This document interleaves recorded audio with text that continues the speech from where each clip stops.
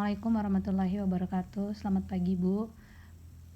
Sebelumnya terima kasih karena sudah meluangkan waktunya untuk mendengarkan presentasi dari saya. Sebelumnya saya ingin perkenalkan nama terlebih dahulu.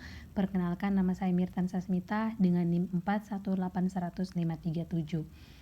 Pada kesempatan kali ini, saya akan mempresentasikan proposal saya dengan judul Dampak Perkembangan Pariwisata Terhadap Masyarakat di Pulau Komodo. Yang pertama, di sini saya akan menjelaskan latar belakang. Nah, latar belakang. Menurut Undang-Undang Republik Indonesia Nomor 10 Tahun 2009 tentang Kepariwisataan pada Bab 1 Pasal 1 menjelaskan wisata sebagai kegiatan perjalanan yang dilakukan oleh seseorang atau sekelompok orang dengan mengunjungi tempat tertentu untuk tujuan rekreasi, pengembangan pribadi, atau mempelajari keunikan daya tarik wisata yang dikunjungi dalam jangka waktu sementara. Lebih lanjut, dijelaskan tentang pariwisata sebagai berbagai macam kegiatan wisata dan didukung berbagai fasilitas serta layanan yang disediakan oleh masyarakat, pengusaha, pemerintah, dan pemerintah daerah. Nasional Komodo yang terletak di Kabupaten Manggarai Barat, Provinsi Nusa Tenggara Timur, merupakan salah satu dari kawasan taman nasional di Indonesia yang telah masuk dalam bilangan World Heritage Sites oleh UNESCO. Tidak hanya alam yang indah dan budaya yang kaya, tetapi juga terutama berkat keberadaan hewan purba Varanus komodoensis yang sejauh ini telah menjadi salah satu ikon pariwisata dunia. Pariwisata Indonesia merupakan komoditi yang tidak pernah mati. Semakin hari semakin berkembang seiring dengan perkembangan zaman. Hal ini dapat kita lihat dengan banyaknya wisatawan internasional maupun domestik yang melakukan kegiatan wisata di Indonesia di destinasi wisata Indonesia. Salah satu destinasi wisata tersebut ialah Taman Nasional Komodo yang berada di Labuan Bajo, Flores, Nusa Tenggara Timur. Di Taman Nasional Komodo tersendiri, daya tarik pariwisata itu tidak saja berkat keberadaan reptil raksasa Varanus komodoensis, tetapi juga keberadaan banyak titik lain untuk snorkeling, diving, dan juga keindahan alam pada beberapa pulau. Magnet pariwisata inilah yang memikat perhatian banyak pihak untuk memperebutkan sumber daya, yaitu keuntungan ekonomi yang dikondisikan oleh kehadiran sektor pariwisata dalam Taman Nasional Komodo. Sejak diresmikannya Taman Nasional Komodo sebagai salah satu dari 7 keajaiban dunia alami, tingkat kunjungan wisatawan ke destinasi wisata ini terus meningkat tiap tahunnya. Oleh karena itu, perkembangan pariwisata di Pulau Komodo ini juga sangat mempengaruhi ekonomi masyarakat sekitar dan banyak mengubah pola perilaku masyarakat. Selanjutnya kita masuk ke fokus masalah. Nah, saya sebagai penulis, untuk mempermudah saya dalam menganalisis hasil penelitian, maka fokus masalah di atas yaitu dampak dari perkembangan pariwisata terhadap masyarakat di Pulau Komodo dalam 3 tahun terakhir. Selanjutnya tujuan penelitian. Adapun tujuan penelitian yaitu mengacu pada fokus masalah di atas, maka tujuan penelitian ini dilaksanakan untuk menjawab fokus masalah di atas, yaitu ingin mengetahui dampak dari perkembangan pariwisata terhadap masyarakat di Pulau Komodo, Kecamatan Komodo. Selanjutnya manfaat penelitian. Di sini saya mengambil 3 manfaat. Yang pertama untuk lembaga STP AMTA. Gitu, yang pertama dapat dijadikan sebagai bahan acuan atau sebagai referensi bagi mahasiswa Sekolah Tinggi Pariwisata AMTA Yogyakarta. Kemudian dapat dijadikan sebagai penambah daftar kepustakaan Sekolah Tinggi Pariwisata AMTA Yogyakarta. Selanjutnya bagi peneliti, untuk menambah wawasan bagi peneliti dan mengetahui bagaimana cara menyelesaikan suatu permasalahan yang nantinya akan diterapkan dalam dunia kerja. Kemudian di sini bagi pemerintah sebagai bahan acuan untuk mengetahui tentang pertumbuhan ekonomi masyarakat di Pulau Komodo.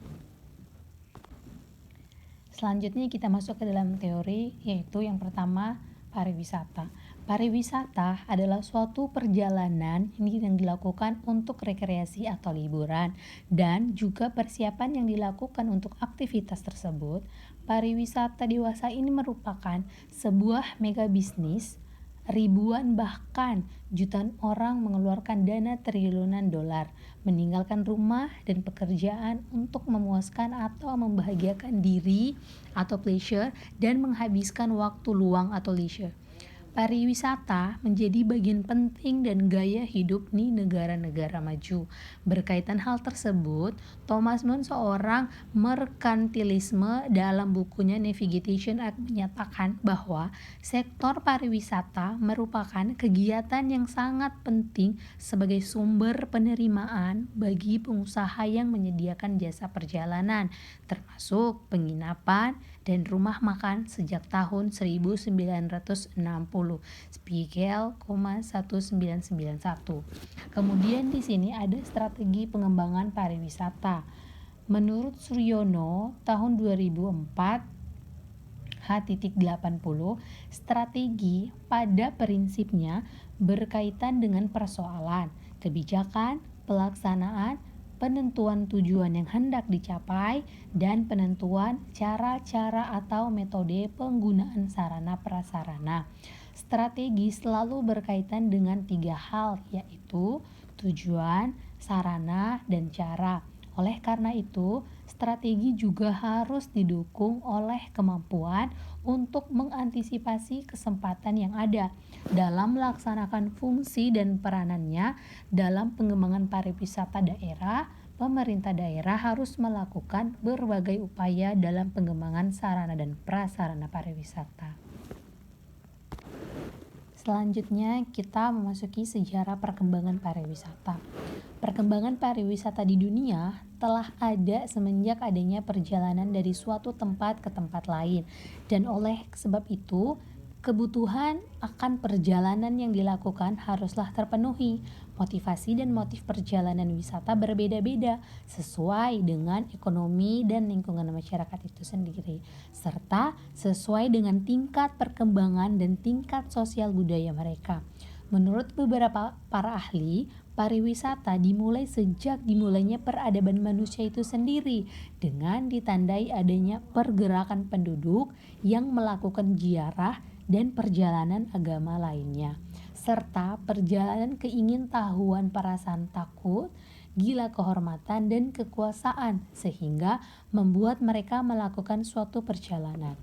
Menurut World Tourism Organization, dan sekarang berubah namanya menjadi United Nations World Tourism Organization, mengatakan perkembangan atau sejarah pariwisata dibagi dalam 3 zaman, yaitu zaman kuno, zaman pertengahan, dan zaman modern. Nah, di sini saya akan menjelaskan sedikit tentang beberapa zaman yang sudah dimaksudkan. Yang pertama, zaman kuno.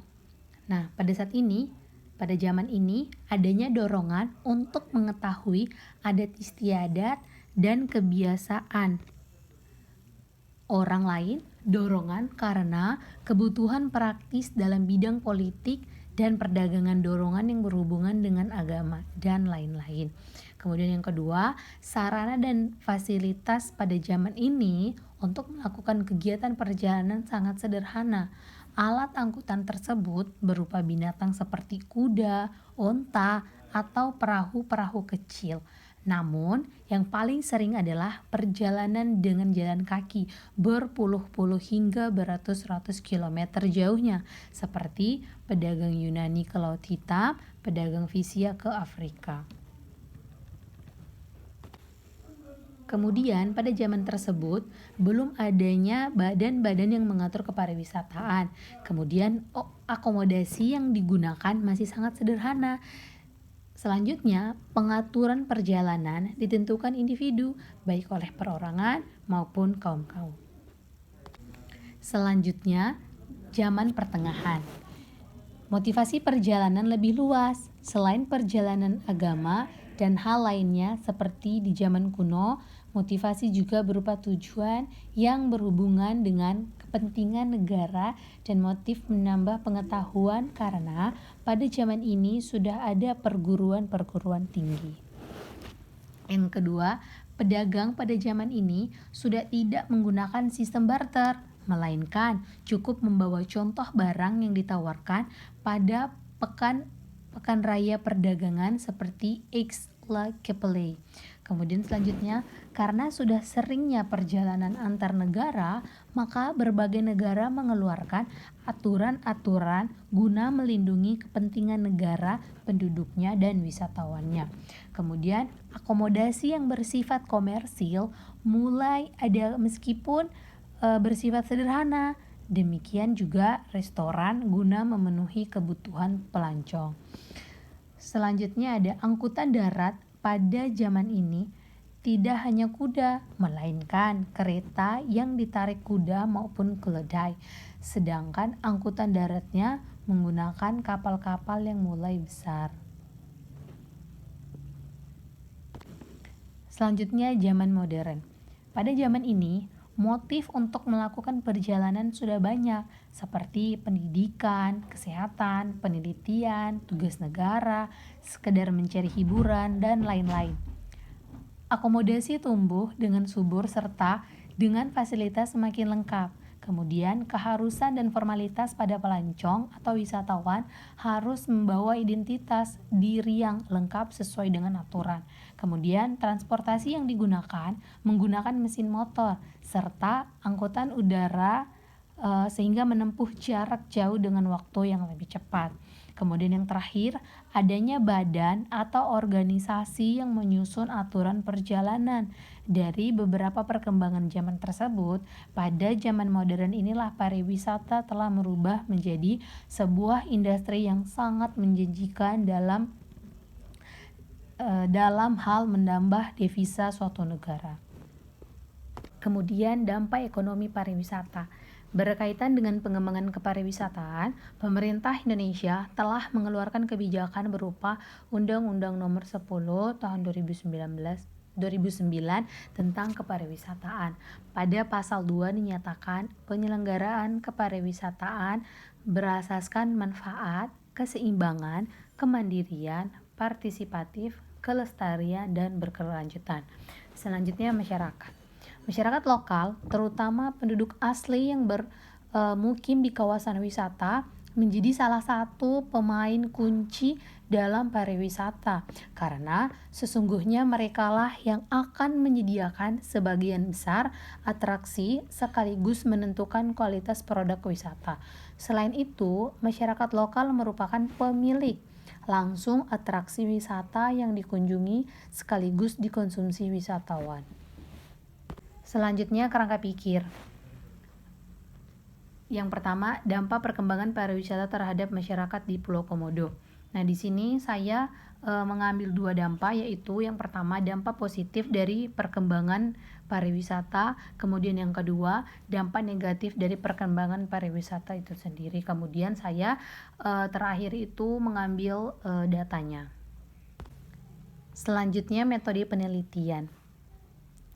Metode penelitian yang saya gunakan yaitu metode penelitian kualitatif. Selanjutnya lokasi dan waktu penelitian.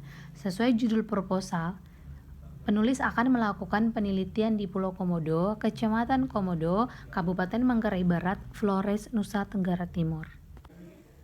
Selanjutnya yaitu sumber data. Di sini saya menggunakan dua sumber data, yaitu data primer dan data sekunder. Data primer yang dimaksud di sini adalah data yang diambil secara langsung oleh peneliti kepada sumbernya tanpa ada perantara. Nah, adapun sumber data yang digunakan dalam penelitian ini adalah yang pertama masyarakat. Nah, masyarakat di sini memberikan informasi utama yang dibutuhkan oleh penulis. Penulis akan mewawancarai 10 masyarakat Pulau Komodo. Kemudian yang kedua, Kepala Dinas Pariwisata Manggarai Barat. Nah, Kepala Dinas Pariwisata Manggarai Barat akan memberikan informasi mengenai perkembangan pariwisata yang ada di Pulau Komodo. Kemudian Kepala Balai Taman Nasional Komodo.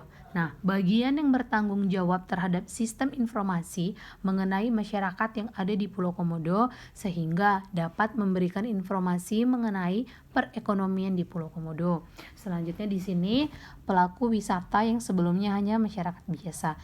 Nah, mereka akan memberikan informasi tambahan yang dibutuhkan oleh penulis. Dan di sini penulis akan mewawancarai 2 orang pelaku wisata. Nah, selanjutnya ada sumber data sekunder. Nah, sumber data sekunder yang dimaksud di sini adalah sumber data tidak langsung yang mampu memberikan tambahan serta penguatan terhadap data penelitian. Sumber data dalam penelitian kualitatif ini selain berupa kata-kata, bahasa, dan tindakan dari informan juga dapat diperoleh melalui studi kepustakaan dengan media buku dan media internet untuk mendukung analisis dan pembahasan. Selain itu juga akan mengambil data dari arsip-arsip dan foto-foto pada saat penelitian berlangsung. Dan yang terakhir ada metode pengumpulan data. Nah, di sini saya menggunakan 3 metode pengumpulan data. Yang pertama, observasi, wawancara, dan dokumentasi. Berikut adalah penjelasan tentang observasi, wawancara, dan dokumentasi. Yang pertama, observasi.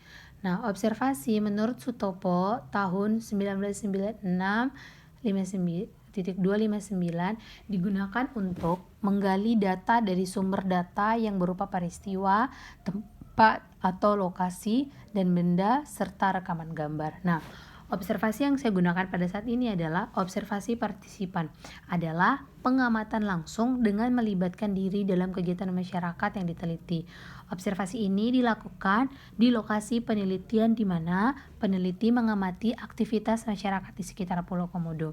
Kemudian selanjutnya wawancara. Nah, wawancara digunakan sebagai teknik pengumpulan data yang dilakukan peneliti melalui serangkaian kegiatan tanya jawab atas beberapa pertanyaan yang kemudian memberikan data atas masalah yang sedang diteliti oleh peneliti.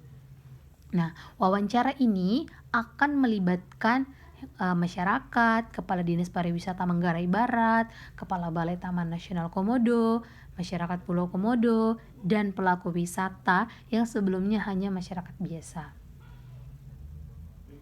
Dan yang terakhir yaitu dokumentasi. Nah, dokumentasi dalam penelitian ini adalah foto-foto atau gambar-gambar dan arsip mengenai serangkaian kegiatan yang dilakukan peneliti saat berada di lapangan.